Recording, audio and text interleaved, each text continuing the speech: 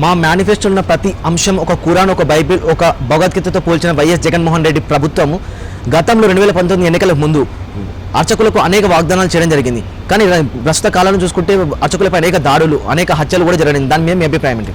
ఒకటి, జగన్మోహన్ రెడ్డి గారు మీరు మాటికొస్తే బైబిల్, ఖురాన్, భగవద్గీత అని ఎంతో దీర్ఘంగా చెబుతారు కదా, ఆ మాట ఎత్తే అర్హత కూడా నీకు లేదు. ఎందుకంటే ఈ రోజు నువ్వు బ్రాహ్మణులకి ఏ విధంగా అన్యాయం చేశావో తెలుసా?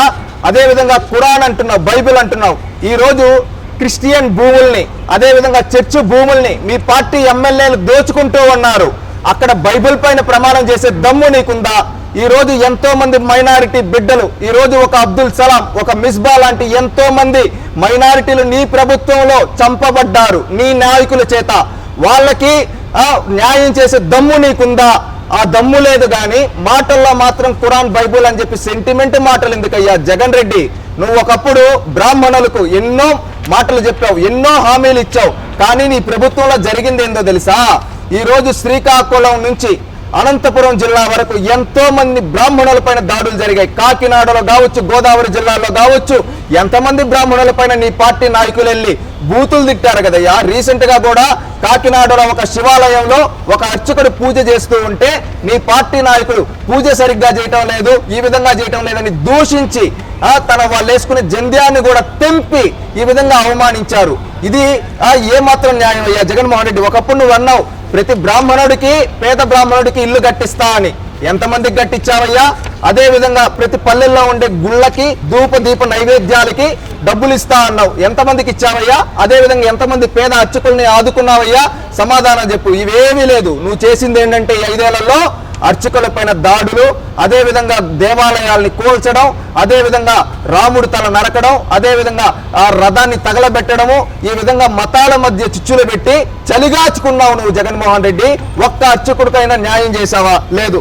ఏంటంటే ఈయన ఒకప్పుడు చెప్పాడండి, ఏమని చెప్పాడంటే ఈయన మేనిఫెస్టోలో వేతనాలు పెంచుతామని గత ఎన్నికల సమయంలో జగన్ అర్చకులకు ఆశల పల్లెకలో ఊరేగించాడు.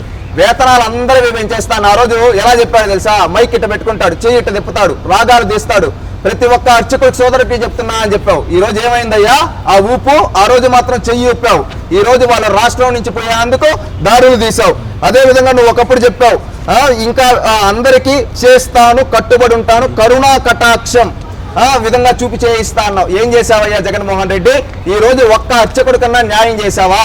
రాష్ట్రంలో నీ ప్రభుత్వంలో దగాపడ్డ అర్చకులు ఎంతో మంది ఈ రోజు నీ పార్టీలో బ్రాహ్మణ కార్పొరేషన్ చైర్మన్ పదవికి కూడా రాజీనామా చేసి బయటకు వచ్చేస్తున్నారంటే నువ్వు బ్రాహ్మణులకు ఏమాత్రం గౌరవం కల్పించావో వాళ్ళంతా చూస్తూ ఉన్నారు. బ్రాహ్మణులారా ఆలోచించండి. ఎందుకంటే బ్రాహ్మణులు అంటే సాక్షాత్తు ఆ బ్రహ్మ స్వరూపం అంటారు. వాళ్ళ ఆశీర్వాదాలు రాష్ట్రానికి ముఖ్యం. అలాంటిది ఈ జగన్మోహన్ రెడ్డి గారి హయాంలో 5 ఏళ్లలో ఎంతమంది బ్రాహ్మణులు పైన దాడులు జరిగాయి ఒక్కసారి గుర్తు చేసుకోండి.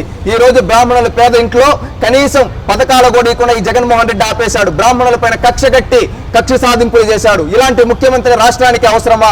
ఆలోచించండి. రాష్ట్రం కోసం, రాష్ట్ర భవిష్యత్తు కోసం ఈ సైకో జగన్మోహన్ రెడ్డిని, బ్రాహ్మణుల పైన దాడి చేసిన ఈ జగన్మోహన్ రెడ్డిని, దేవాలయాల్ని కూల్చిన ఈ జగన్మోహన్ రెడ్డిని మే 13వ తేదీ మీరందరూ కలిసి చేయి కలిపి ఈ జగన్మోహన్ రెడ్డిని అధపాతాళంలోకి తొక్కి భూస్థాపితం చేయాలని కోరుకుంటూ ఉన్నాం. ప్రతి ఒక్కరూ కులం కాదు, మతం కాదు, ప్రాంతం కాదు ముఖ్యం, రాష్ట్రం ముఖ్యం. రాష్ట్రం గెలవాలంటే జగన్ పోవాలి. జగన్ పోతేనే రాష్ట్రం బాగుపడుతుంది. అందుకోసం మే 13వ తేదీ ప్రతి ఒక్కరూ కూటమికి ఓటేసి రాష్ట్ర భవిష్యత్తు కోసం చంద్రబాబు గారిని గెలిపించండి.